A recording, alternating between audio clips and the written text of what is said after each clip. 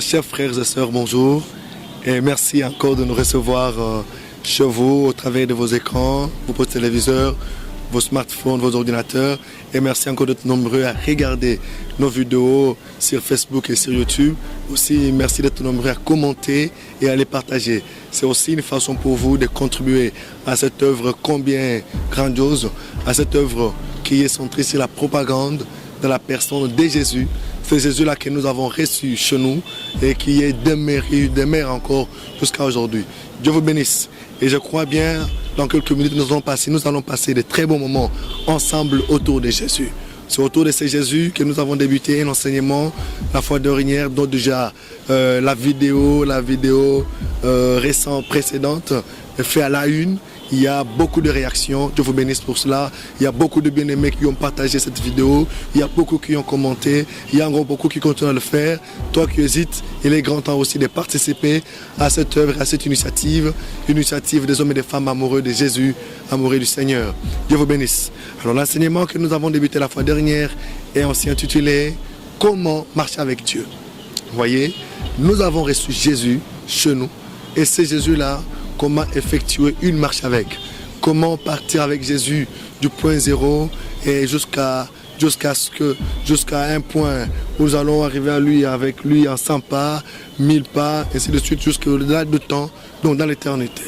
Marche avec Dieu, comme nous l'avons éclairci autrefois, la fois dernière, nous avons dit que c'est une marche qui commence de quelque part et qui nous amène au-delà des temps, donc dans l'éternité. Et nous nous sommes inspirés dans le livre de Psaume, le chapitre 23 dans son entièreté. Le Psaume 23 est donc le livre ou le texte des bases qui est en train de nous servir dans notre enseignement. Cet enseignement que nous avons intitulé « Comment marcher avec Dieu ». Comment marcher avec Dieu. La fois passée, nous nous sommes introduits dans le livre de Psaume pour dire que la marche avec le Seigneur commence par un type de relation bien définie. Savoir d'abord définir sa relation avec le Seigneur. On ne peut pas prétendre faire une marche avec le Seigneur si au préalable, il n'y a pas une relation qui est entreprise. Et pour m'exprimer en des termes clairs, je dirais que la marche avec le Seigneur commence par un type d'alliance bien conclue. Pour aller avec le Seigneur, d'un pas à un autre, il faudrait d'abord commencer par conclure une alliance avec lui. C'est ce que David a fait. David nous dit que l'Éternel est mon berger.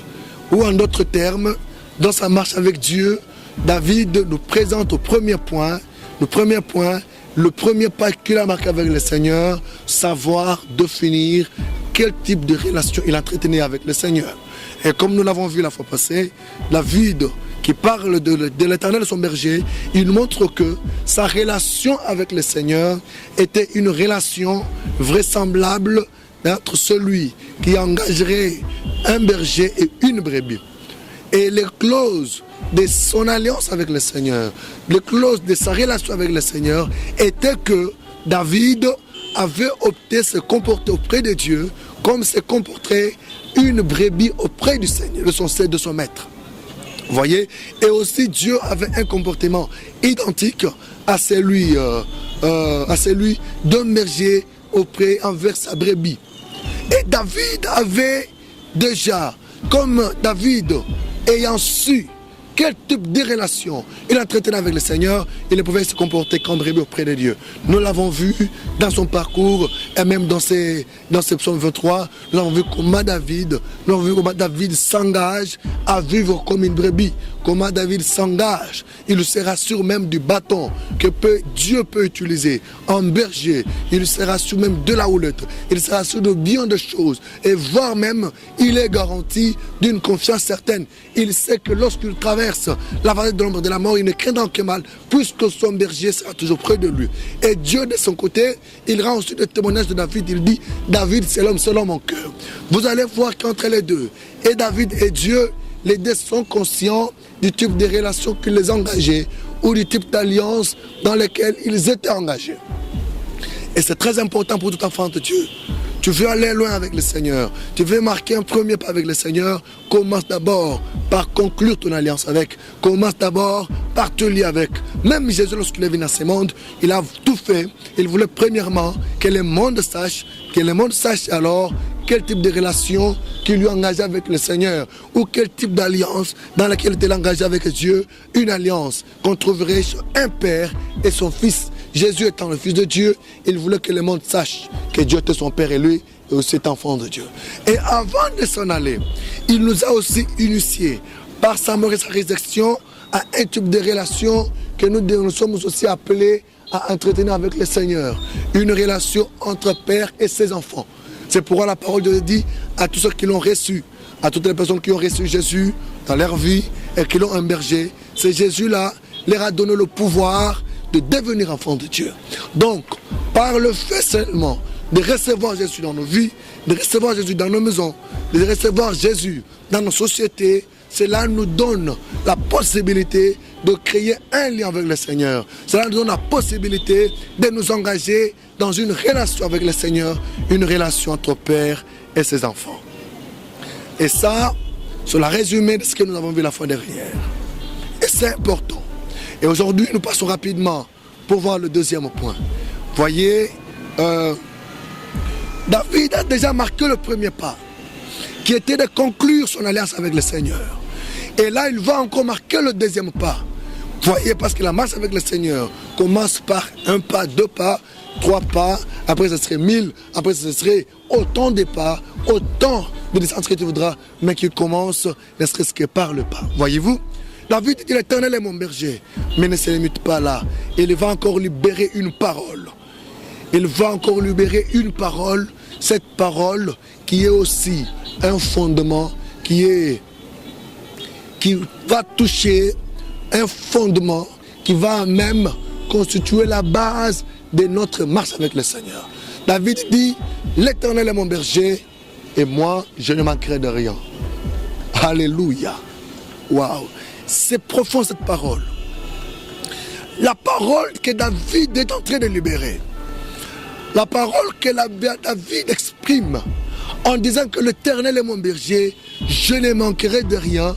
Cette parole, elle est déjà en soi une définition. Voyez, une définition de mots que nous trouvons dans la parole de Dieu. Puisque dans cette parole de Dieu, donne la lecture d'une ferme assurance. David montre à suffisance combien il est rassuré partant de sa relation avec le Seigneur. Il dit, je ne manquerai de rien. Une ferme assurance. Or, la ferme assurance fait partie de la définition de la foi. La foi est définie comme étant une ferme assurance des choses qu'on espère, voyez, et une démonstration de celles qu'on ne voit pas. La ferme assurance de David, c'est ce qui est le deuxième pas. En d'autres termes, je dirais, après avoir conclu une alliance avec le Seigneur, après être engagé dans une relation avec Dieu, il faudrait cependant faire tout asseoir sur la foi. Voyez? Donc David quoi? David sait que je suis en relation avec le Seigneur, mais cela n'est pas suffisant. Il ajoute la foi. Il dit, je ne manquerai de rien. Il exprime une ferme assurance. Voyez-vous? Il exprime une ferme assurance. Il dit, je ne manquerai de rien. Il croit qu'avec le Seigneur, je ne manquerai de rien. Or, dans la parole de Dieu, il est mentionné au clair que sans la foi, il est impossible de plaire à Dieu ou il est impossible de lui être agréable. Vous voyez maintenant le deuxième pas remarqué avec le Seigneur. Après s'être engagé dans une relation avec lui, il faudrait maintenant croire, engager la foi. Voyez-vous, la foi. Alléluia. J'aimerais que vous vous mettiez d'accord avec moi. David libère cette parole. L'Éternel est mon berger. Je ne manquerai de rien. Ceci explique ou ceci justifie sa ferme assurance. La ferme assurance qu'est la foi. Et lorsqu'on marche avec le Seigneur, si on ne croit pas, on ne fera plus un pas de plus avec le Seigneur. Voyez, la Bible dit, sans la foi, on ne peut lui être agréable. Celui qui ne croit pas ne peut pas pleurer à Dieu. Or, lorsqu'on croit, on permet à Dieu on permet à Dieu de se réjouir à notre sujet. C'est pourquoi je fais appel à toi, mon frère et ma soeur, qui a cru en Seigneur, qui a accepté de s'engager dans un type de relation avec le Seigneur. Je te demande, sur ta relation, ajoute ta foi. Ou autrement, je te dirais, ton histoire avec Dieu, que cette histoire s'écrive sur la foi. Tu veux aller loin avec le Seigneur, ajoute la foi. Crois. Crois ce que nous te prêchons. Crois que c'est lui. Comme David dit, l'Éternel est mon berger, je ne manquerai de rien. Il a cru. Et cela lui a permis d'aller loin avec le Seigneur.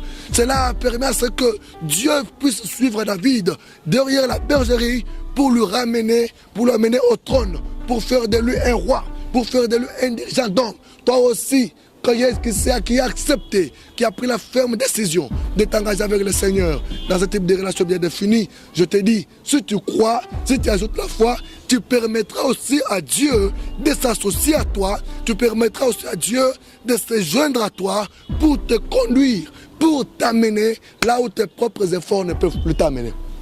Tu veux que le Seigneur puisse faire une marche avec toi, qu'il puisse te déplacer dans la maladie et t'amener dans la guérison. Crois qu'il peut le faire et tu verras que tu vas marcher avec le Seigneur de la maladie à la guérison. Si tu veux faire une marche avec le Seigneur de la mort à la résurrection, crois qu'avec lui, mets ta foi, investis ta foi, tu verras que tu feras une marche avec le Seigneur de la mort à la résurrection. Tu veux faire une marche avec le Seigneur de la pauvreté à la bénédiction. Tu veux faire une marche avec le Seigneur de la malédiction à la bénédiction. Crois et c'est Dieu-là, sur base de ta foi, te fera déplacer, te fera quitter la malédiction et t'amènera dans la bénédiction. Beaucoup de gens n'arrivent plus à se déplacer avec le Seigneur. Beaucoup de gens n'arrivent plus à expérimenter la main de Dieu. Beaucoup de gens n'arrivent plus à faire un déplacement, à faire un mouvement avec le Seigneur, seulement parce qu'ils ne croient pas. Mais toi, si tu crois, alléluia, si tu crois, tu verras comment le Seigneur va se joindre à toi pour faire une marche avec toi, pour te faire déplacer. Comme il a fait déplacer David, il a pris David à la bergerie parce que David avait cru et il lui a amené à la royauté. Toi aussi, mon frère, ma soeur qui me suit, si tu crois, le Seigneur te fera déplacer de la maladie à la guérison. Il marchera avec toi de la mort à la résurrection. Il marchera avec toi de la malédiction à la bénédiction. Il marchera avec toi du célibat au mariage. Il marchera avec toi et il fera avec toi des exploits. Ceci est le deuxième point. Le premier point, c'est d'abord conclure une alliance avec le Seigneur. Ou encore, savoir définir quel type de relation on m'engage avec Dieu. Tu ne peux pas vivre avec Dieu comme si on vivait par hasard, ce qui vous réunit encore. Alléluia. Dieu vous aime. C'est pourquoi il a permis à ce que nous puissions passer de très bons moments. Aujourd'hui, le point à tenir et que la marche avec Dieu commence par un type de relation ou commence par une relation et aussi il avance avec la foi. Sans la foi, tu ne peux pas avancer. Tu peux engager un premier pas, mais l'avancement, c'est par la foi. Dieu vous bénisse. C'est votre humble serviteur Patrick. Alors je vous invite à être nombreux, à aimer ces vidéos, à les partager et aussi à inviter vos amis à aimer notre page, inscrite chez nous. Le Seigneur vous bénisse. Retrouvons-nous dans notre prochain numéro. Gloire au Seigneur.